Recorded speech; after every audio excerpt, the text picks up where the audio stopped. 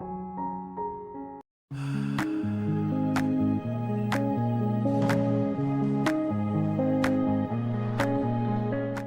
நண்பர்களே.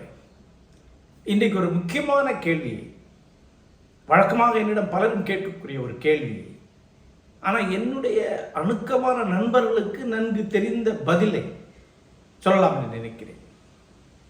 என்னிடம் பலர் கேட்கக்கூடியது தான், உங்களுடைய தத்துவம் என்ன, உங்களுடைய தத்துவ நிலைப்பாடு என்ன? இந்த கேள்வி பொதுவாக இடதுசாரிகள் இருந்து வரும். அவர்கள் ஒரு தத்துவ நிலைப்பாடை கொண்டிருப்பதாகவும், பிறருக்கு ஏதோ ஒரு தத்துவ நிலைப்பாடு இருக்கும் என்றும், அந்த தத்துவத்திற்கும் தங்களுடைய தத்துவத்துக்குமான முரண்பாடு தான் தங்களுடைய பேசு பொருள் என்றும் அவர்கள் கற்பனை செய்து கொள்வார்கள். அவர்கள் ஒரு இளம் வயதில் இடதுசாரி அமைப்புகளுக்கு செல்லும் போது அவர்களுக்கு ஒரு தத்துவ அறிமுகம் கொடுப்பதாக சொல்லப்படுகிறது. அவர்கள் தங்களுக்கு ஒரு தத்துவம் கைக்கு வந்து விட்டதாக நம்புகிறார்கள். அந்த தத்துவத்தை தாங்கள் வாழ்க்கை முழுக்க பின்தொடர்வதாகவும் எண்ணிக்கொள்வார்கள். உண்மையிலே அவர்களுக்கு கிடைப்பது தத்துவம் அல்ல, அவர்களுக்கு கிடைப்பது ஒரு அரசியல் பார்வை மட்டும்தான். இன்னும் சொல்லப்போனால் நடைமுறை அரசியல், கட்சி சார்பு அரசியல், அதிகார அரசியல் சார்ந்த ஒரு நிலைப்பாடு, ஒரு சார்பு நிலை மட்டும்தான் அவர்களுக்கு உருவாக்கப்படுகிறது. ஆனால் அவர்கள் அதை தத்துவம் என்று நினைத்துக் கொள்வார்கள். ஆக முதல் கேள்வி, தத்துவம் என்றால் என்ன? இந்த வாழ்க்கை, இதனுடைய எல்லா அம்சங்களையும், பிறப்பு, இறப்பு, உறவுகள், பிரிவுகள், அதிகாரம், அதிகார எதிர்ப்பு, இன்பம், துன்பம் ஆகிய அனைத்தையும் விளக்கக்கூடிய ஒரு கொள்கை. அதே கொள்கை இப்பிரபஞ்சத்தையும் காலத்தையும் வெளியையும் கூட விளக்குவதாக அமையும் என்றால் தான் அது ஒரு தத்துவம். அதாவது தத்துவ தரிசனம். தரிசனம் என்றால் முழுமை பார்வை என்ற அர்த்தம். அப்படி ஒரு முழுமை பார்வை ஒருவனுக்கு இருக்கும் என்றால் அவன் தனக்கு ஒரு தத்துவம் இருக்கிறது என்று சொல்லலாம். அப்படி தத்துவம் உள்ளவர்கள் மிக குறைவானவர்கள். அதாவது தெளிவாக கற்று அறிந்து ஏற்று ஒழுகும் ஒரு தத்துவம் கொண்டவர்கள் மிக மிக மிக குறைவானவர்கள். லட்சத்தில் ஒருவர் தான்.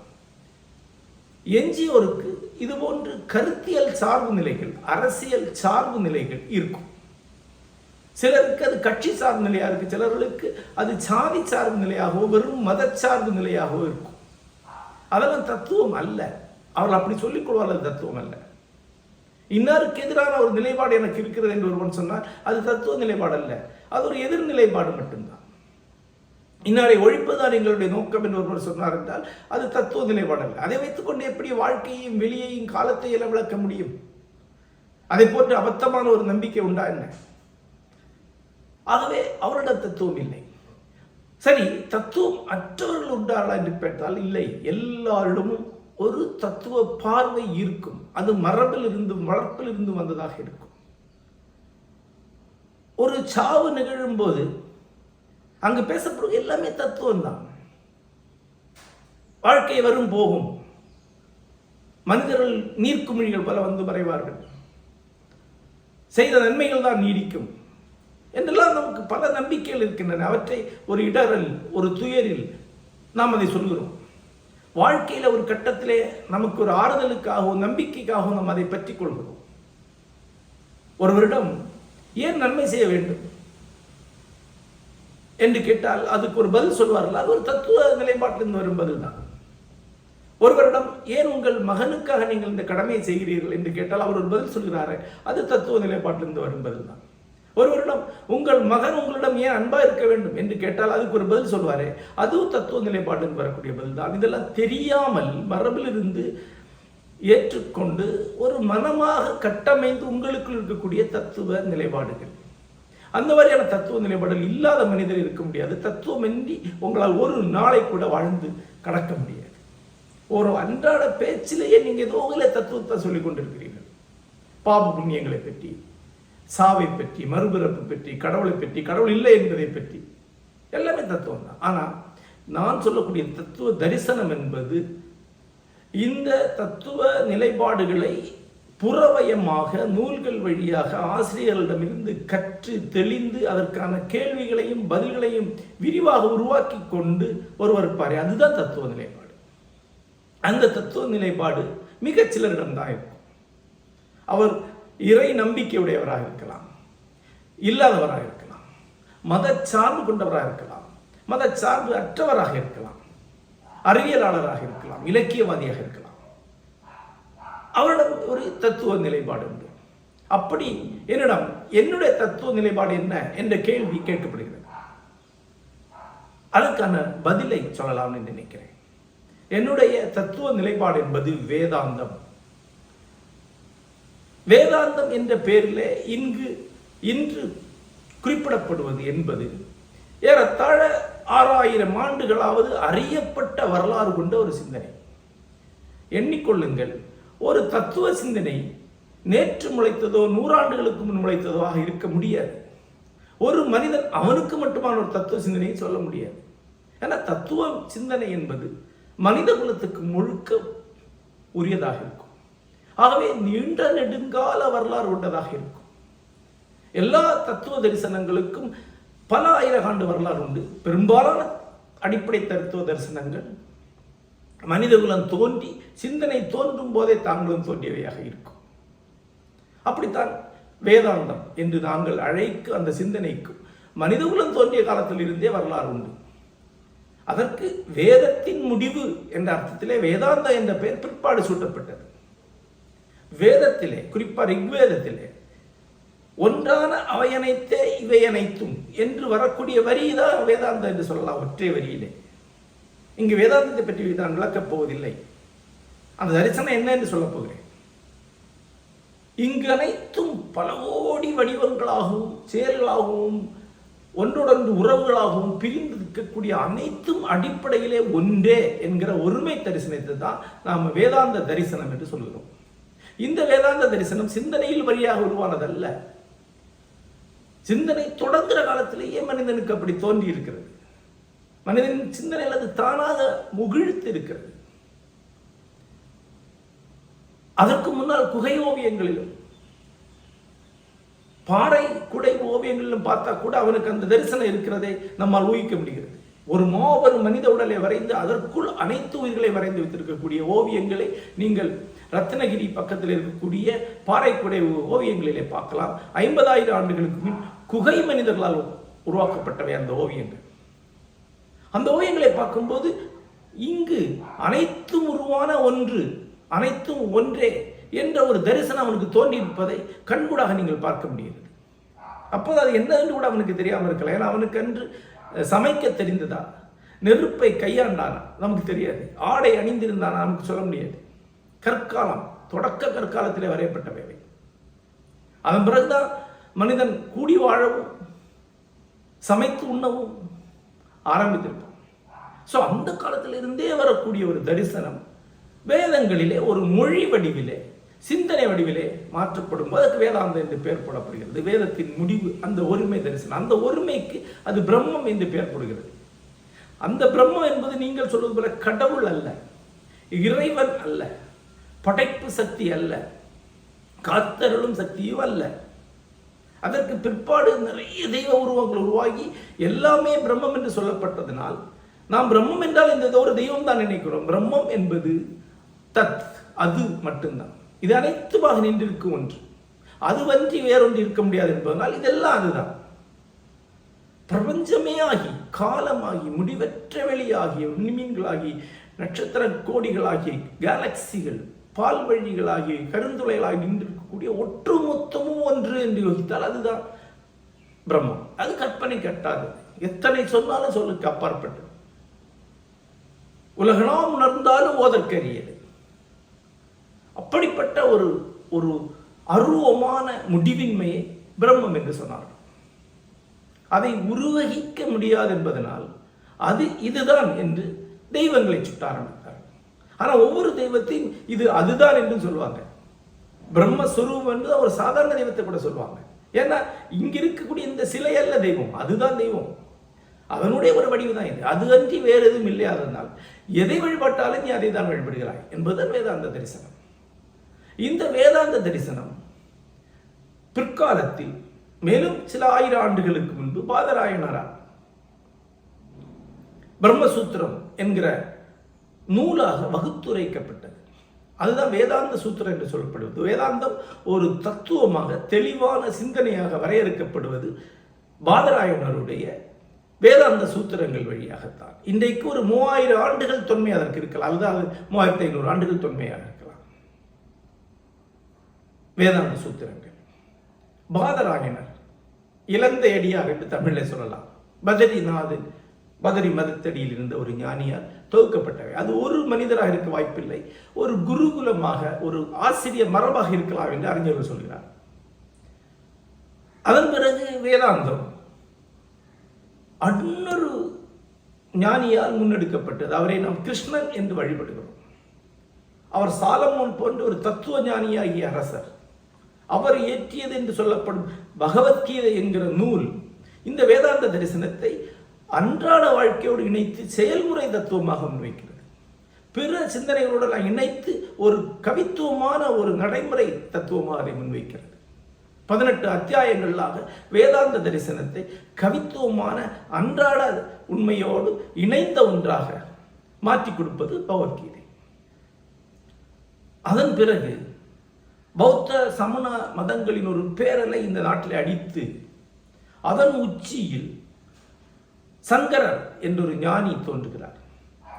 பௌத்த தத்துவத்தை, பௌத்த தரிசனத்தை, சமண தரிசனத்தை எல்லாம் ஐயந்திரிபர கற்று கூடவே தர்க்க சாஸ்திரத்திலும் தேர்ச்சி அடைந்த அவர் வேதாந்த தரிசனத்தை பௌத்தர்களின் விடைகளோடு இணைத்து பௌத்தர்கள் கேட்கக்கூடிய கேள்விகளுக்கு பதிலாக விரிவாக்கம் செய்து முன்வைத்தார். அதைத்தான் நாம் அத்வைதம் சொல்கிறோம். அத்வைதம் என்பது வேதாந்தத்தின் கூர்முனை என்று சொல்லலாம். இரண்டின்மை வாதம். இரண்டே கிடையாது, பிரபஞ்சம் வேறு பிரம்மம் வேறு அல்ல, ரெண்டு ஒன்றுதான் என்பதுதான் அது வேதாந்தமே தான், வேதாந்தத்தின் கூர்முனை. அதன் பிறகு பிற்கால வேதாந்தங்கள் பல உருவாகின்றன. அத்வைதத்தை மேற்றும் மறுத்தும் பல பிரிவுகள் உருவாகின்றன. ராமானுஜருடைய விசிஷ்டாத்வைதம், மத்தோருடைய துவைதம் என்று பல சிந்தனைகள் உருவாகி வருகின்றன. வேதாந்தத்தை பொறுத்தளவு, தூய வேதாந்தத்தை பொறுத்தவரை 3 நூல்கள் தான் முக்கியமானவை. பிரம்மசூத்திரம், கீதை, ஆதிசங்கருடைய விவேக சூடாமணி ஆகிய 3 நூல்களும் முக்கியமானவை. இந்த மரபிலே தான் நான் வருகிறேன். ஆனால் முதல் கேள்வி, அப்படி என்றால் நீங்கள் ஒரு பழைய சிந்தனையை முன்வைக்கிறீர்களா? இல்லை நண்பர்களே. எந்த தத்துவ சிந்தனையும் அது உயிருள்ள தத்துவ சிந்தனை என்றால் அப்படி காலத்தால் மறைந்து போகாது, பழமையானதும் ஆகாது. அதே சமயத்தில் எல்லா தத்துவ சிந்தனையும் புதியவையும் கூட தான். என்னுடைய பின்பக்கம் வேலிமலை உட்கார்ந்து இருக்கிறது. இந்த வேலிமலை என்னது, பழசா புதுசா? பழையது, பல கோடியாண்டுகளாக அங்கே இருக்கு. ஆனால் இன்று இருக்கு, அப்படியே தான் இருக்கு. அப்படிதான் தத்துவ தரிசனங்கள் இருக்கும். இன்று மேலை நாட்டு சிந்தனையில் ஒருவனை அரிஸ்டாட்டில் மரபை சார்ந்தவனா பிளேட்டோ மரபை சார்ந்தவனா என்று தான் பார்ப்பாங்க. லட்சியவாத பார்வை, ஐடியலிஸ்டிக் பார்வை, கருத்து முதல் பார்வை என்பது பிளேட்டோவுக்கு சென்று சேரும். நடைமுறை பார்வை, பகுப்பாய்வு பார்வை என்பது அரிஸ்டாட்டிலுக்கு சென்று சேரும். அவர்கள் இருவரும் வாழ்ந்து 3000 ஆண்டுகள் ஆகின்றன. யாரும் அவரை பழைய சிந்தனை என்று சொல்வதில்லை. அந்த பழைய சிந்தனையை உதறி புதிய சிந்தனைக்கு போகணும் என்பது சிந்தனை என்றால் என்ன, தத்துவம் என்றால் என்ன தெரியாத ஒரு பாமரத்தனத்திலிருந்து வரும் பதில் அது. அப்படியல்ல தத்துவ சிந்தனைக்கு அப்படி காலம் கிடையாது. அத்வைதத்திற்கும் காலம் கிடையாது. அத்வைத சங்கரருக்கு பிறகு குறைந்தது பயின்றையாக வேண்டிய 20 அறிஞர்களை, ஞானிகளை உருவாக்கி இருக்கிறார். அந்த மரபிலே வந்தவர் தான் நாராயணகுரு. நாராயணகுருவின் மாணவர் நடராஜகுரு, நடராஜகுருவின் மாணவர் நித்திய சைதன்யதி, நித்திய சைதன்யனுடைய ஒரு எளிய மாணவன், இலக்கியவாதியாகிய மாணவன் நான். இதுதான் எங்களுடைய மரபு. இன்றைக்கு வேதாந்தம் அல்லது அத்வைதத்திற்கு தமிழகத்திலே 3 முகங்கள் இருக்கின்றன என்று சொல்லலாம். முதல் முகம் இங்குள்ள சங்கர மடங்களால் முன்வைக்கப்படுவது. காஞ்சி மடம் அதனுடைய முதன்மை மடமாக இன்றைக்கு தமிழகத்திலே அறியப்படுகிறது. சிருங்கேரி இங்கு செல்வாக்குள்ள ஒரு மடமாக இருக்கிறது. சங்கர மடங்கள் அத்வைதத்தின் முகமாக தங்களை அறிவித்துக் கொண்டாலும் கூட அவை அத்வைதத்தை முன்னிறுத்துவை அல்ல. அவை ஸ்மார்த்த பிராமணர்கள் என்ற பிராமண பிரிவின் மடங்கள் தான்.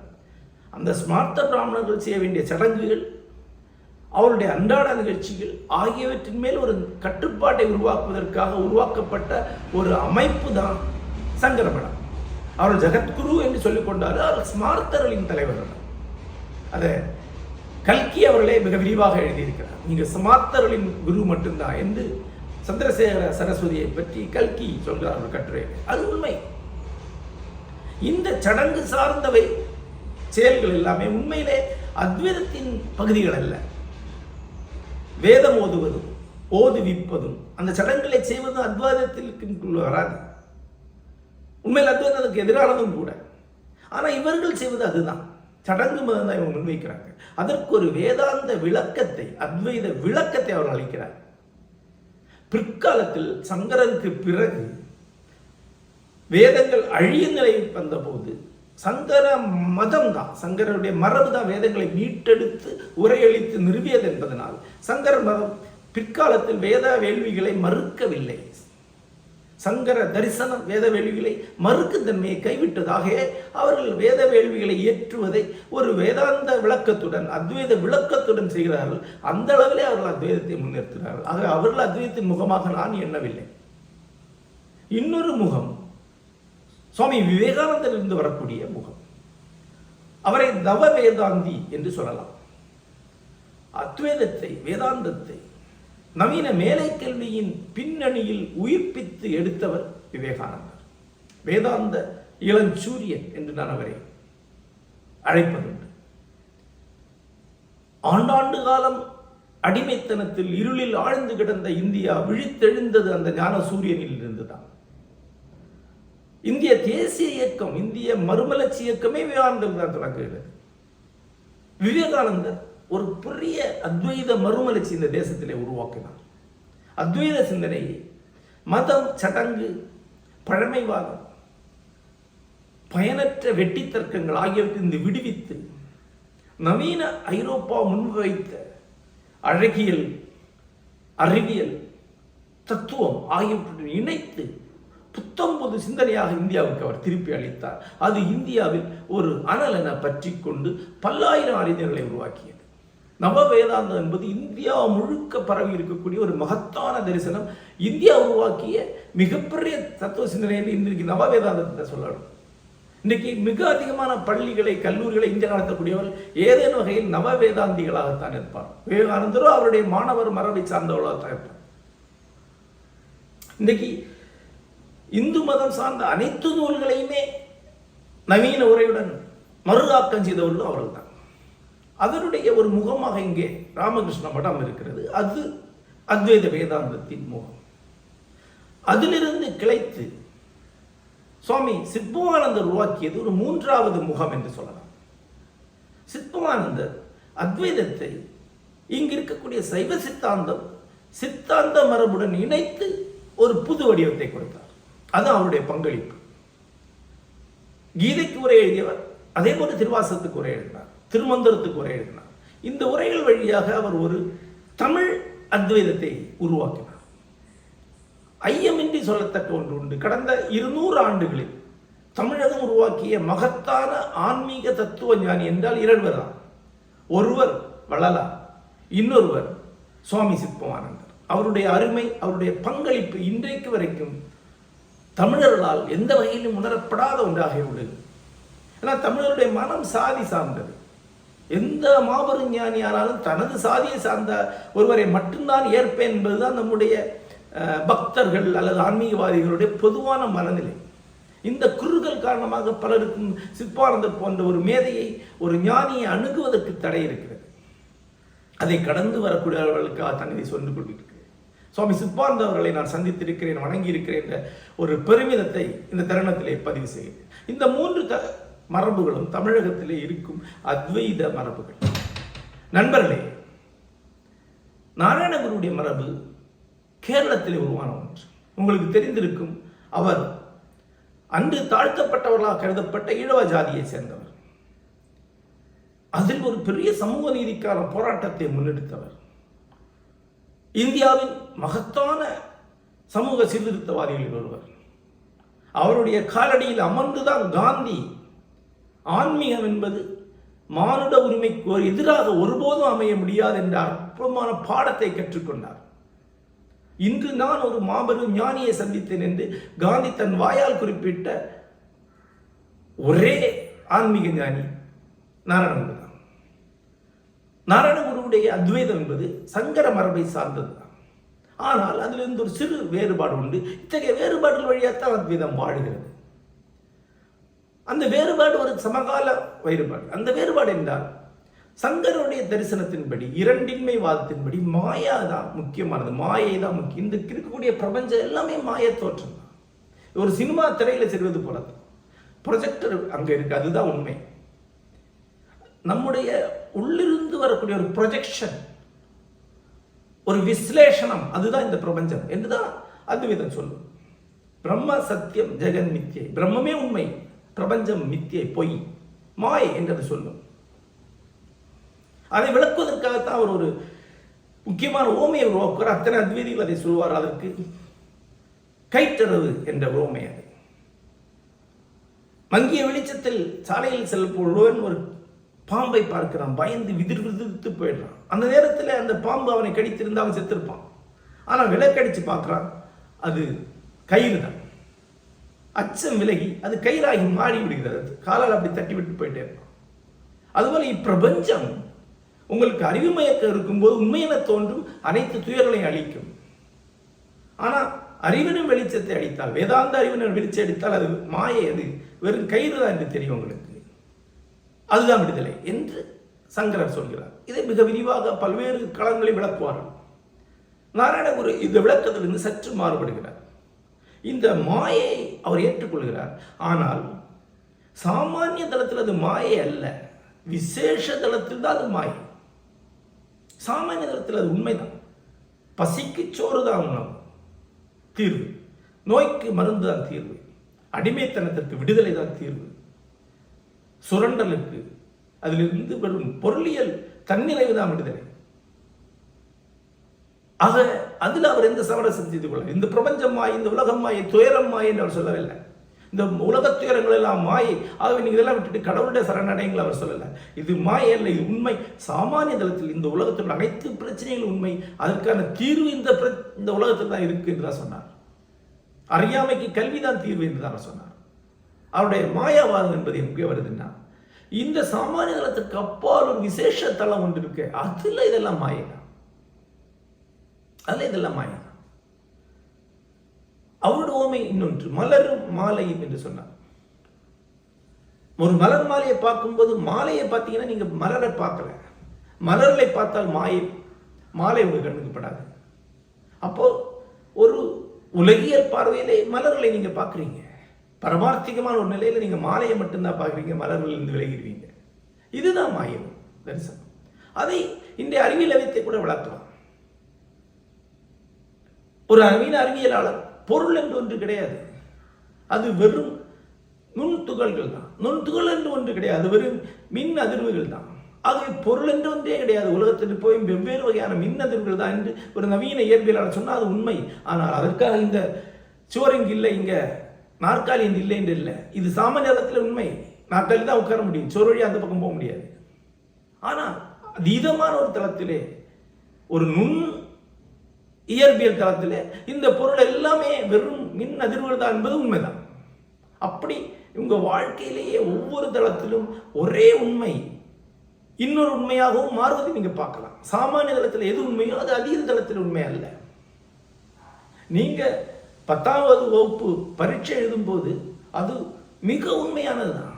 அதுல 10 மார்க் குறையிறது என்பது மிக துயரமானது தான். அதற்காக நீ ரத்த கண்ணீர் வடிக்கணும், அதுக்காக உழைக்கணும். அது மார்க் வரலைன்னா வரக்கூடிய துயரம் உண்மைதான். ஆனா நீங்க ஒரு 70 வயதாகி திரும்பி பார்த்தீங்கன்னா அது ஒரு சின்ன விஷயமாகி அது அர்த்தமற்றதாக மாறிவிடுகிறது. அதே போல ஒரு ஞானி அன்றாடத்திலிருந்து விலகி மேலே செல்ல செல்ல அவனுக்கு அன்றாடமும் லௌகிக துயரங்களும் அற்பமானவையாக மாறிவிடுகிறது. பிரபஞ்சம் என்ற ஒரு பிரம்மாண்டத்தை உணர்ந்தவனுக்கு இந்த உலகத்தில் இருக்கக்கூடிய விஷயங்கள் எல்லாம் ஒன்றுமே கிடையாது. ஒரு விமானத்தில் ஏறி பார்த்தாலே நம்ம கொல்லையில் இருக்கக்கூடிய மகத்தான மலைகள் எல்லாம் சும்மா போர்வை கசங்கி இருக்க மாதிரி ஆயிடுது. நீண்ட காலத்தை எடுத்து பார்த்தா மனித துயரங்களுக்கு ஒரு அர்த்தம் கிடையாது. ஒரு 1000 வருஷம் வரலாறு எடுத்து பார்த்தா பஞ்சங்கள், போர்கள் எல்லாம் வந்திருக்கு. அதுல ஒண்ணு நமக்கு ஒரு துயரமும் இல்லை. ஆனா நம்ம வீட்டு பக்கத்துல ஒருத்தர் பசித்திருந்தா நம்ம கொதிச்சு போயிடுறோம். ஆக எப்பவுமே எல்லா அனுபவங்கள்லையுமே சாமானியம் விசேஷம் ஒன்று இருக்கு. சாமானியம் என்பது அன்றாடம், விசேஷம் என்பது சிறப்பு நிலை. சாமானியத்தில் ஒரு உண்மை இருக்கு, அதீதத்தில் அது கிடையாது, அது வேறொரு அர்த்தம். இதுதான் நாராயணகுரு சொன்னார். இந்த பேதம் தான் அவருக்கும் சங்கரருக்குமானது. அவருடைய மாணவர் நடராஜகுரு அவர் தன் குருவின் ஆணையை ஏற்று பாரிஸ் சென்று சார்போன் பல்கலைக்கழகத்தில் ஹென்றி பெர்க்சனுடைய மாணவராக அமைந்து மேலை தத்துவத்தை கற்று பேராசிரியரானார்.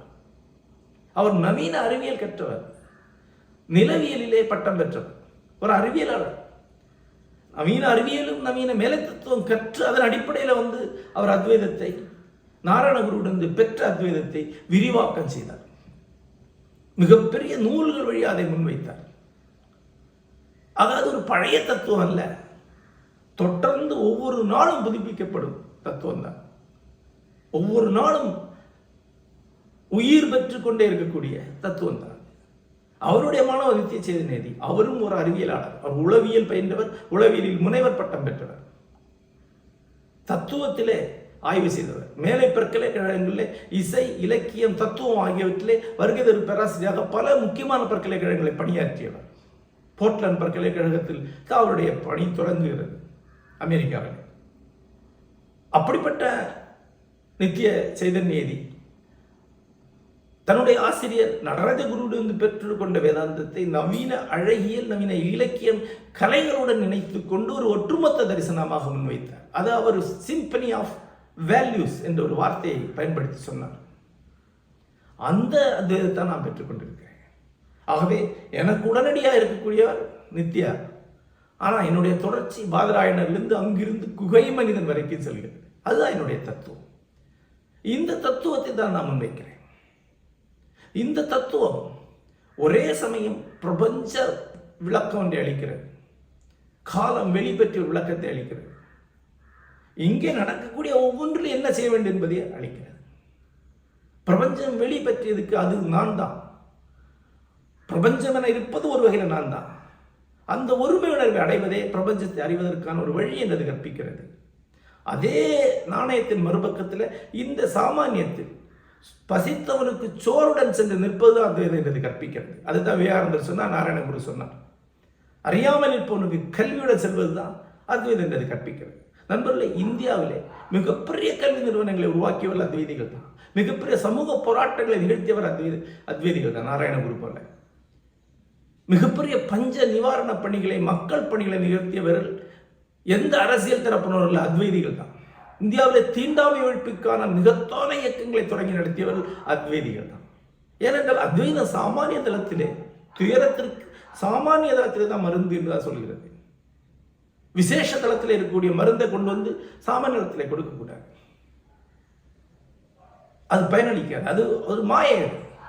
சாமானிய தளத்தில் உனக்கு பட்னி இருந்த சோறு, அறியாமல் இருந்த கல்வி, அடிமைத்தனம் இருந்த விடுதலை. ஆனால் அதற்கு அப்பால் இப்பிரபஞ்சம் சார்ந்த கேள்வி உனக்கு இருந்தால் அதற்கான பதில்கள் வேறு. அது அத்வைதம் சொல்கிறது. அந்த மரபு தான் என்னுடைய மரபு, என்னுடைய தத்துவம் என்பது அதுதான். நன்றி.